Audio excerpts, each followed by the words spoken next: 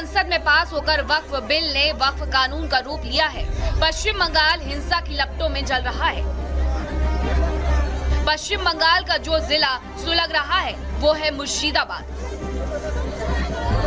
जब धर्म की आड़ में सियासत होती है तो सबसे बड़ा नुकसान उन आम लोगों का होता है जो सिर्फ 2 वक्त की रोटी के लिए थोड़े से पैसे बचाकर परिवार का पेट पालना चाहते हैं। लेकिन लगता है बंगाल में वोट बैंक की सियासत करने वालों ने ये सबक अब तक नहीं सीखा है। तभी तो हिंसा के भड़कते शोलों में पानी डालने की बजाय वोट बैंक नाम का पेट्रोल छिड़का जा रहा है। हिंसा की धधकती आग में जब बात आम आदमी की सुरक्षा की होनी चाहिए, तब ऐसे माहौल में भी आरोप प्रत्यारोप हो रहे हैं। ये बंगाल के लोगों का दुर्भाग्य नहीं तो और क्या है। कम से कम 1000 family they are suffering, huge suffering. 10,000 लोग इधर उधर, सबको इंस्टेट करना, घर नहीं है आग जला दिया, लूट लिया, सब खत्म कर दिया। बांग्लादेश में तो हिंदू भगवान भरोसे हैं और जिस प्रकार से वहाँ अत्याचार खून हो रहा है, वहाँ के लोगों की हत्या हो रही है, रास्ता में टांग देते हैं मार करके, विभत्स घटना होती है। हिंदू पलायन कर रहे हैं डर से वहाँ से। पश्चिम बंगाल के मुर्शिदाबाद में पिता पुत्र समेत 3 लोगों की उपद्रवियों ने निर्मम हत्या कर दी। लेकिन अभी भी बंगाल में मैं दोषी और तुम दोषी वाली सियासत हो रही है। पश्चिम बंगाल की मुख्यमंत्री ममता बनर्जी ने लेटर जारी करके आरोप लगाया है कि बीजेपी के लोग बंगाल में दंगा भड़काना चाहते हैं। ममता बनर्जी का कहना है कि बीजेपी के लोग बहुत आक्रामक हो गए हैं और बीजेपी के साथ आरएसएस भी पश्चिम बंगाल का माहौल बिगाड़ने में शामिल है। मुर्शिदाबाद में उठी हिंसा की आग से सियासत का जलता दिया कब बुझेगा ये कोई नहीं जानता, बल्कि सच तो ये है कि मुर्शिदाबाद का दर्द सिर्फ बंगाल का ही नहीं बल्कि भारत के लोकतंत्र की परीक्षा है। बात इतनी आगे बढ़ चुकी है कि अब बंगाल में राष्ट्रपति शासन लगाने की मांग तक देश भर में उठने लगी है। सुप्रीम कोर्ट कोई निर्देश देता हमारे भारत सरकार को कि प्रेसिडेंट रूल लागू कीजिए, वेस्ट बंगाल खत्म हो रहा है, हाथ से निकल रहा है, हिंदू काटे जा रहे हैं और पूरा वेस्ट बंगाल जल रहा है। देश की जनता बंगाल की जनता के साथ खड़ी है। बंगाल के प्रत्येक हिंदू की सुरक्षा, उसकी संरक्षा और उनका जो नुकसान की भरपाई ये अविलंब सुनिश्चित हो। देश के राज्य के अंदर राष्ट्रपति शासन लागू हो। पश्चिम बंगाल के मुर्शिदाबाद में जो लोग वक्फ के विरोध में हुई खूनी हिंसा का शिकार हुए, उनकी तो पूरी दुनिया ही उजड़ गई। परिवार में ऐसा मातम मचा कि जिसे देखकर तो मुर्शिदाबाद दौरे पर गए पश्चिम बंगाल के गवर्नर सीवी बोस की भी एक बार के लिए आंखें नम हो गई। तो इसमें आवश्यक कार्यवाही जरूर करूंगा। ठीक, मैं अथॉरिटी से डिस्कशन करूंगा। ठीक, हम आपके साथ हैं। ठीक है सर, चिंता मत करो। ठीक है, चिंता मत करो।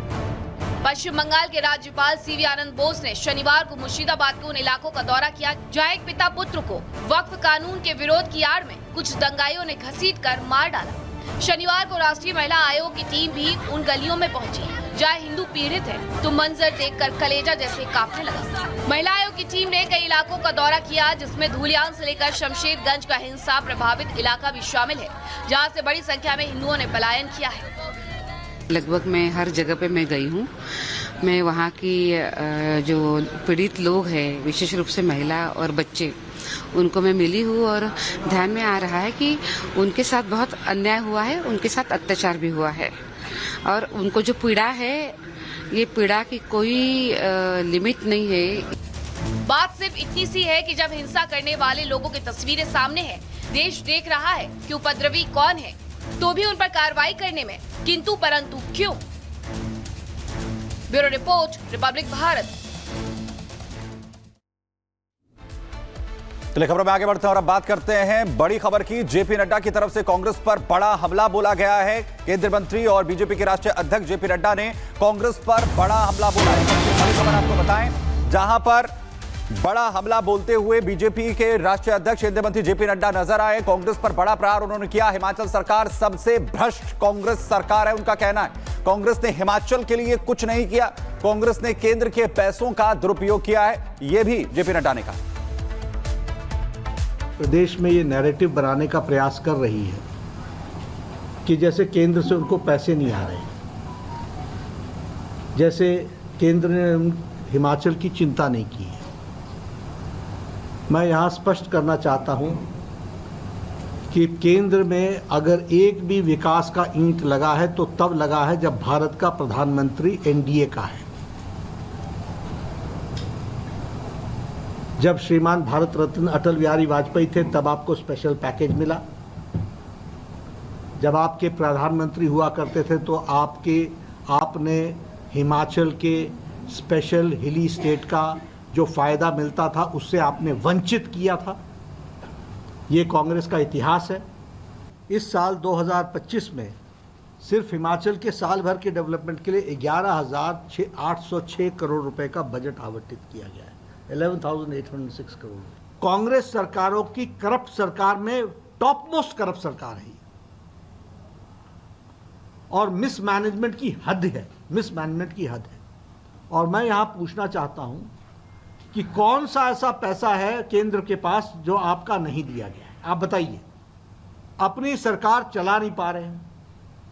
मैं तो इसलिए कह रहा हूं क्योंकि मैं ये सब कुछ करके हटा हुआ हूं, स्पेशल ध्यान रखता हूं। और तुमसे सरकार नहीं चल रही है तो छोड़ दो ना, लेकिन दूसरे पर इल्जाम तो मत दो। Don't blame others.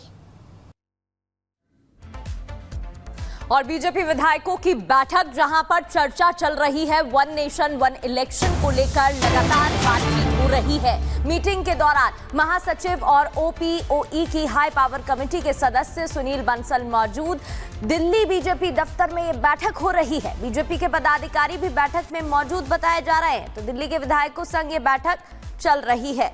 काजल हमारे साथ, हमारी सहयोगी जुड़ गई हैं। काजल, क्या महत्वपूर्ण बिंदु जिन पर बातचीत हो रही है?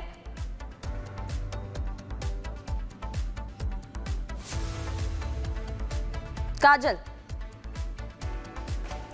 संपर्क करने की कोशिश करेंगे, लेकिन ये मीटिंग चल रही है जहां पर विधायक मौजूद हैं, शामिल हैं, जिस पर वन नेशन वन इलेक्शन को लेकर चर्चा होगी। और ऐसे में माना जा रहा है, सूत्रों की अगर माने तो थोड़ी देर में मुख्यमंत्री रेखा गुप्ता भी इस बैठक में शामिल हो सकती है। और सुनील बंसल जी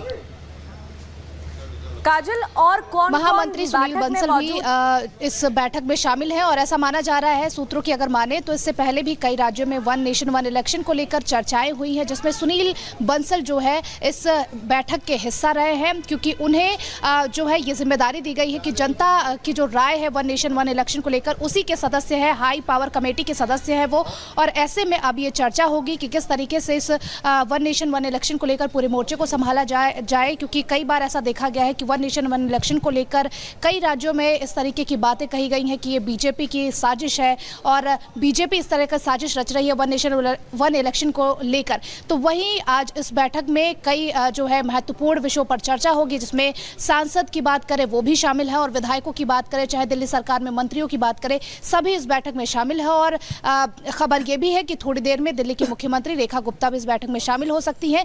और अगर बात करें हम सुनील बंसल की, तो वो लोगों के सामने ये विषय रखेंगे और उन पे चर्चा करेंगे कि किस तरीके से वन नेशन वन इलेक्शन पर कौन सा काम और धरातल पर किस तरीके से जनता को समझाना है, किस तरीके से इस विषय को लोगों को समझाना है। जी प्रगति।